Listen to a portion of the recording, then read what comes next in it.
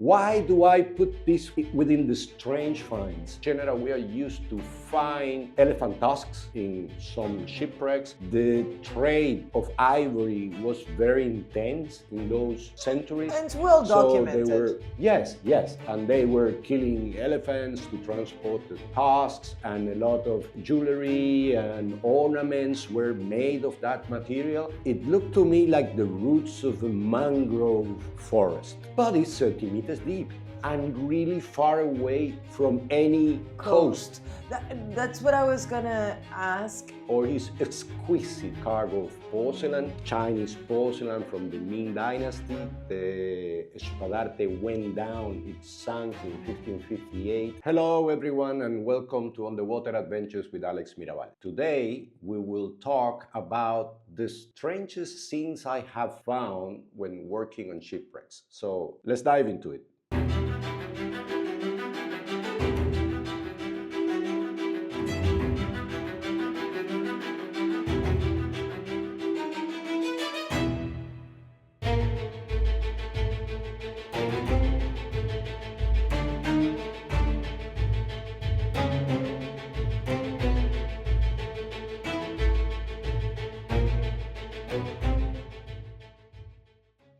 So as you can imagine, working on shipwrecks and exploring large parts of the seabed in isolated places or very far away places, it leads you to come across some stuff that you didn't know that is surprising for you. And I wanted to make this episode, so I share some few of them with you. This may probably have a second part because there are many things which are not regular. There is very few regular things in my job. So there are many things which are not normal. Yeah, and I think from the roundabout 230 something shipwrecks that you have gone to, I can imagine more than enough strange things that feel out of place underwater have crossed your path.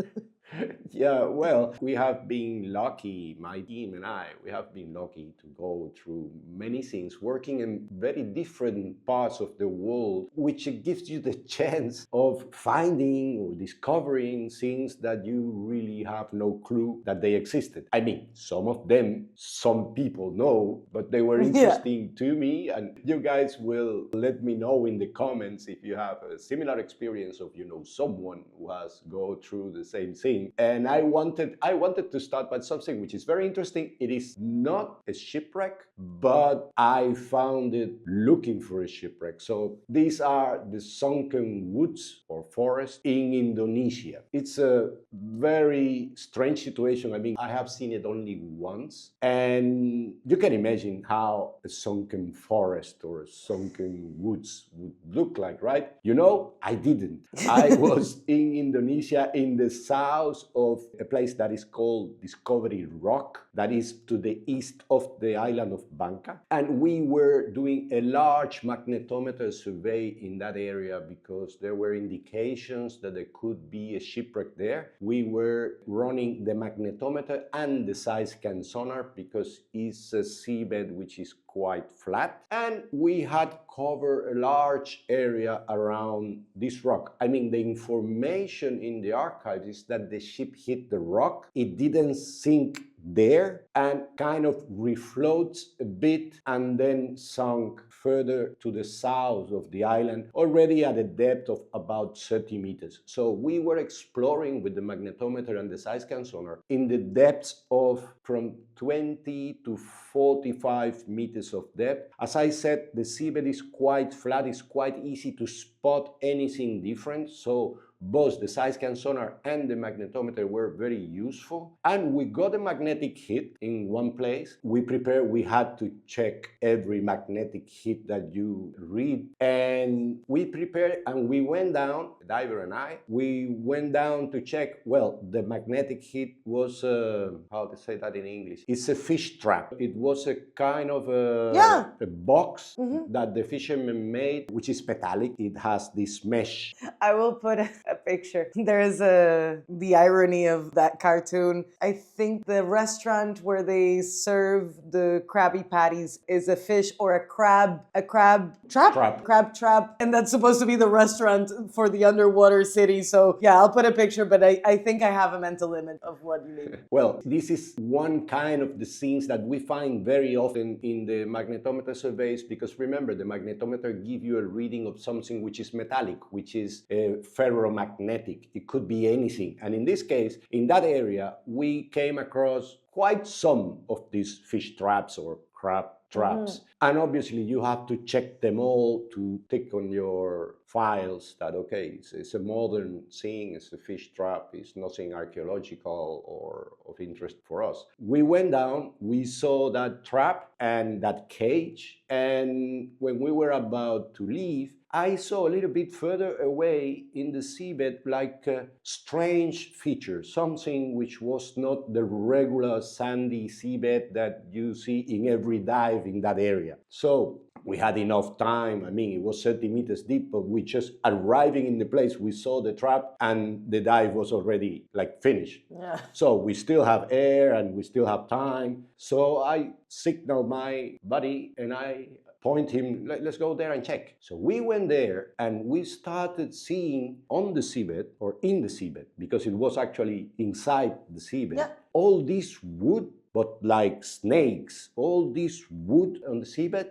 that were the roots, at the moment we didn't know, but were the roots of the forest, of the trees that were standing at some point there. I mean, we are talking about 30 meters of depth. That is not shallow. I mean, we started cleaning it up, cleaning that wood to have a better look. Actually, we made 3 dives there just to check, see that. Of course. Yeah, to check if we were right or if that was, I mean, that I was dreaming it. And it covered, obviously, we saw a small part of it, but it covered quite a large area. We didn't finish it. We uncovered part of it, we swam around. It was a very interesting thing to find because it looked to me, I mean, I'm not a specialist in botanics, but it looked to me like the roots of a mangrove forest. But it's 30 meters deep and really far away from any coast. That's what I was gonna ask, if after you guys stopped swimming around there, the curiosity got the best of you and you guys searched a little bit, if there had been any records of an area around there sinking where there used to be some mangrove woods. I mean, I did already enough, like using 3 dives to inspect something which was not related whatsoever. You cleaned your hands, sure. But I was also thinking about it, and we all know that Indonesia, the Indonesian archipelago, is very active from the volcanic point of view, earthquakes. Is it between tectonic plates? No, I don't know. I'm asking. Exactly. Yeah. It's in like a ring of fire or something. It's a very dynamic, very active area, very dynamic area regarding these nature forces. So I can imagine that at certain point there was a big tectonic movement or something, and part of the land sunk 30 meters, and it had a mangrove forest in it. I wondered if you actually, that's what you assume from context clues, but I wonder if you actually researched it. Yeah, no, I didn't. Well, it should have taken me a little bit more time and effort, because I should have, or I could have, take a sample of this wood, send it somewhere to make a dendrochronology analysis. It's a whole new project. See more or less which time it was, and then investigate based on that time frame. But yeah, he didn't do that. I wanted anyway to share it with you, because you can imagine how out of your expectations is diving and finding a submerged forest or the remains of a sunken woods. It was incredible. We were talking, we, the divers in the boat, we were talking about that for days. No wonder. Because it was so unexpected that I wanted to share it with you. And one of the strangest finds I have made in my career, working in shipwrecks and exploring the seabed, basically. Another very strange find, we made it in the San Jose. I have mentioned the San Jose many times because of many interesting things that the San Jose had. And the main feature, the main thing of the San Jose was the large amount of silver coins she was transporting, and we were able to find, after 350 years, that gave us a very important information regarding the numismatics of the time. And obviously, with such a large amount of coins, you have the chance to find some rarities. And this one, it really struck my eye because it was, at the first view, a totally regular coin. We were handling 25,000 coins, so you can imagine that the repetition, it was very often. You see the same type of coins. In this case of the coins, these coins are, not two coins are exactly the same because they are hammered and then cut. So it's coins that each coin is unique in a way, but you have patterns of, you have the same assayer, you have the same years, you have the same country where the coin was minted. And in this case, I came across a 2 reales coin. It's a coin in the value of 2 reales, a silver coin, which had the weight of a 4 reales coin. I mean, these coins, normally when you will counterfeit something or you will make a fraud, it's the other way around. Yeah. You make a 4 reales coin way low in the weight, so you use less silver, but still pass it along. You give it to people as a 4 reales. Mm-hmm. So it will have the value of the double of the amount of silver it had. In this case, it was totally the other way around. You make a coin which has the value in it because of the silver it contained. It had the value of 4 reales, but you struck it and you put that it was 2 reales. What kind? I mean, there are smart people out there, and I assume that some of you would let me know in the comments, why could that have been for?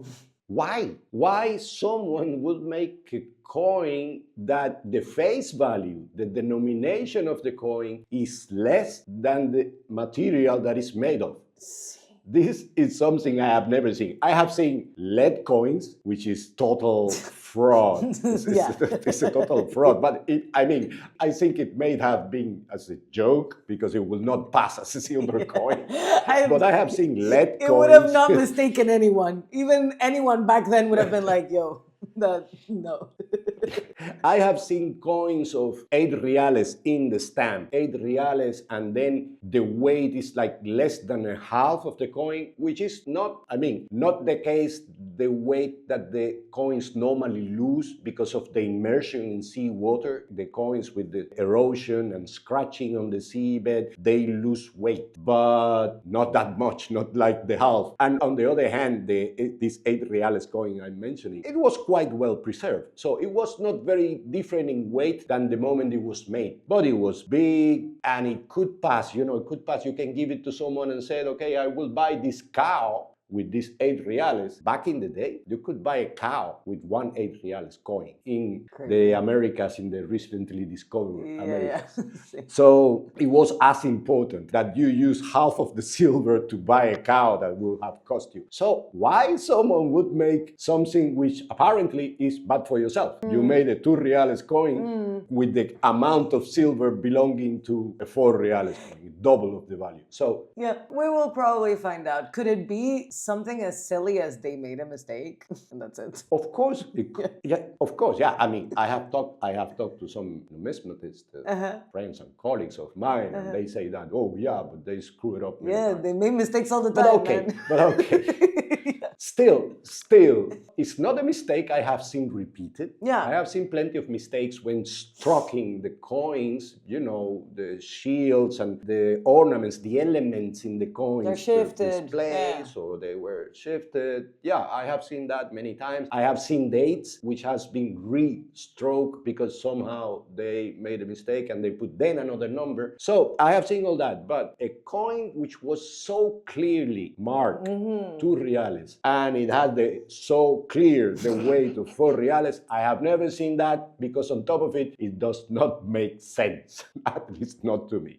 So I wanted to share this one with you as well. Another one of these strangest finds, it was a cargo of hippopotamus fangs, hippo fangs, that we found in Nossa Senhora de Consolação of 1608 in front of the island of Mozambique. Why do I put this within the strange finds? Because we were used to, in general, we are used to find like elephant tusks in some shipwrecks. The trade of ivory was very intense in those centuries. And it's well documented. So yes, and they were killing elephants to transport the tusks, and a lot of jewelry and ornaments were made of that material. So it is not uncommon. I mean, it's not also the more common find, but it's not uncommon to find some elephant tusks in shipwrecks which were in the African trade.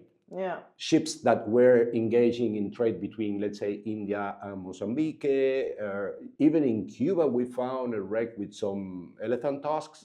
So this is something which is not that strange. Yeah, slave trade. That's sounds quite related. Yeah, it's just the same type of cargo you will find in the slave trade time and environment. Yeah. So what I was not familiar was with these hippo fangs that we found in the Nossa Senhora de Consolação, because then obviously I investigated and I talked to people and I went back to the books. Yes, they seem to be as good for the ivory as the elephant tusks, but obviously they were not that common. The herds of elephants, they were much more abundant than killing a hippo here and a hippo over there. And from what I've heard, hippos are much more aggressive and harder probably for us to kill than elephants, I think. I think they're very aggressive and kill more people than many other animals. Yeah, hippos are the big danger, let's say, in Africa at this point. But also, killing an elephant is not much easier. Yeah, sure. I'm sure that it isn't. They're huge animals.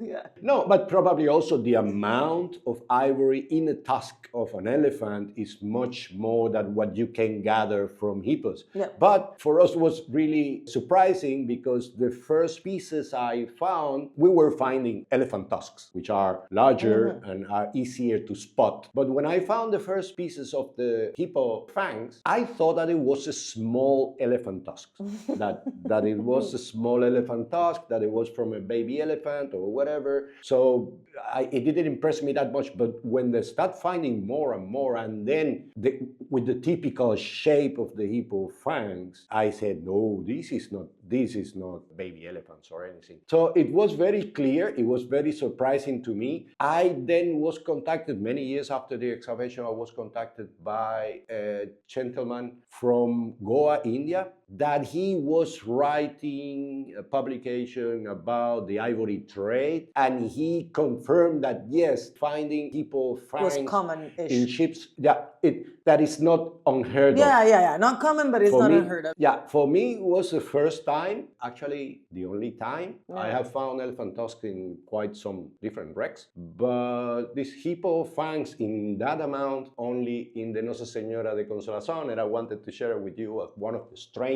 things that I have come across in my career. Another super interesting find, I have mentioned it a couple of times in other episodes, it was the silver-coated astrolabe of the Pasapao wreck, the wreck that you have seen, the wreck inside the cave, that it has such a beautiful images because it's certainly a beautiful place. And that wreck gave us quite some weird artifacts, strange artifacts, uncommon artifacts. Because being inside a cave wasn't weird and uncommon enough. It wasn't enough, and then it should come. That wreck had this pocket watch that is quite out of time context. Yeah. It had these composite guns made of different materials. I remember, yeah. And it has the only astrolabe in the world that has been found which was silver coated. All astrolabes, we have talked about astrolabes quite a lot, all astrolabes were instruments that were made on brass, made of brass or bronze. They were utility things. They were tools. Yeah. They were tools. They were highly sought after instruments, but they were tools, and you use them. And the copper, the brass, the copper is very resistant to rust. They don't rust that easily. So there was the right material to do it. I had never seen, and nobody had ever seen, because I haven't seen any publication or any photo or anybody saying that they found an astrolabe coated in silver. That was the first. I hope it's not the last, that someone else will. So it shed some light in my ignorance about astrolabes coated in silver, but it makes it a unique piece. And a unique piece is, well, it won't qualify to go in the strangest finds because it's unique. You find it once and anybody has found it. We could be corrected, but so far, the one and only. As far as you and I know, the one and only. Yeah, it has been presented like that everywhere. Yeah. So everyone that make a publication or a reference to that astrolabe, they mention that this the only known astrolabe coated in silver. It was made by Nicolao Rufo, famous also. The Rufo family was a famous Portuguese family that made astrolabes. It was dated 1645. It was a beautiful, well, it was not, it is a beautiful piece. You can see it in the Mariners Museum in Virginia in the States. And it qualifies in the strangest finds because of the fact, mainly because of the fact of being coated in silver, when astrolabes, as far as we all know, were never coated in silver. They were always made out of brass or bronze. So that's why I wanted to share this one with you, and also because it belongs to this beautiful wreck, which I like so much in Cape Verde, the Pasapao wreck. And last but not least, we have a very interesting find as well when we were working in the Espadarte in Mozambique. I know I have mentioned the Espadarte several times in many episodes because of its unique or its exquisite cargo of porcelain, Chinese porcelain from the Ming Dynasty. The Espadarte went down, it sank in 1558, coming from India in the way to Portugal. It sank in the island of Mozambique. We found it 400 years later, and the beauty of that porcelain, it was impressive for everyone, not only for us, but for the experts in this kind of artifacts. It was something really outstanding. But in the excavation of the Espadarte wreck, we found in one place a concentration, an accumulation of cowrie shells, which are not the same species of the shells, the cowrie shells that live in Mozambique normally. Yeah. It was a different type. And they were all together. And they were all also together with trade beads that I have explained, the presence of trade beads in the ship. So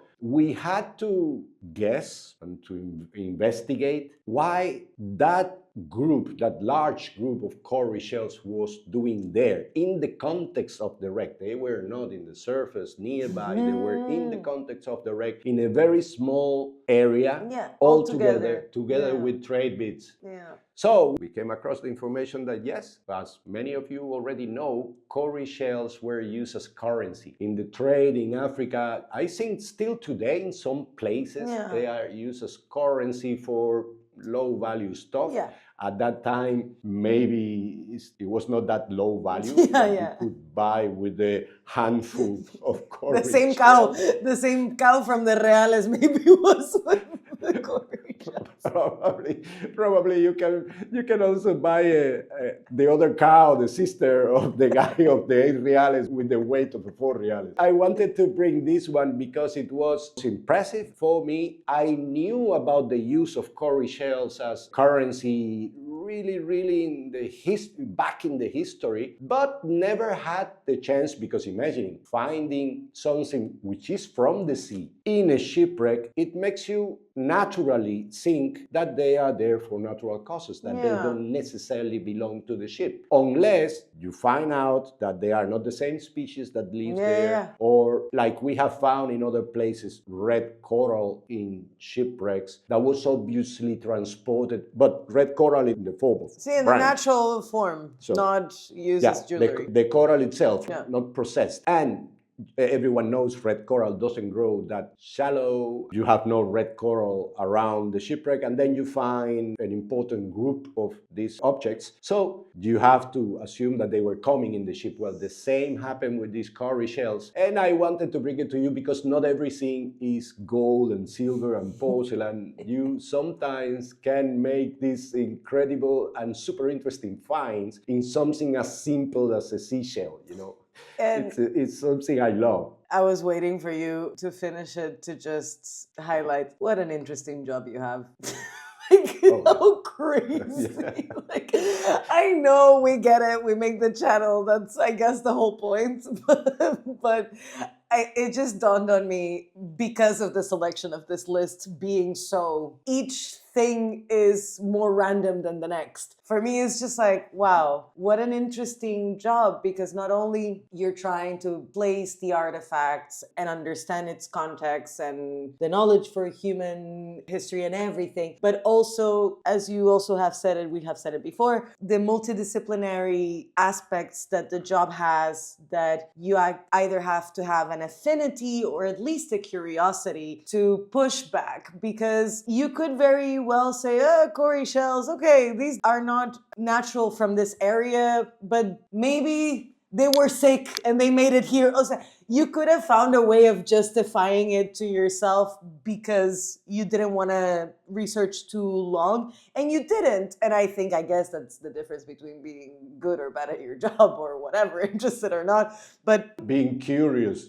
Being curious. Being curious is what I am. Exactly. Being curious because it looked unnatural. That's why I... But that's so important for this job. I think the curiosity is good and important for everyone, but it's just, I just wanted to say that with this listing just was very highlighted to me how interesting, and how there is a big part of self-motivation or self-push to be able to get the closest to the actual reality of what we're able to understand or assess, because there are many moments where laziness or frustration or time or just being over it could lead people to make conclusions that are not exactly the correct one. And I'm just so in awe, one, on how much you like your job, and two, how interesting it actually is. It is. There is no doubt about it. I privileged to have such a job, and if you do it in a way I do it, with passion, and many other people do as well, their jobs with passion, then you can get a lot of reward of doing this. Because believe it or not, in a wreck that we were recovering this beautiful 16th century Chinese porcelain, the finding of these cowrie shells and other, I mentioned in the beginning that there are other interesting stuff we found there, but I would leave it for another episode because I have more strange finds to share with you. But the fact that we found these cowrie shells and we found other stuff that also in the wreck, it kind of, for a moment, make you forget about the marvelous porcelain you were recovering and focus on centering how these shells ended up here. Let's find out. All right, guys, I hope you enjoyed the episode of today. Also, if you have found something really interesting or apparently out of context in a wreck site, let us know in the comments. If you like the video, give it a like, share it with your friends, subscribe to the channel if you haven't done it yet, and let's keep on diving.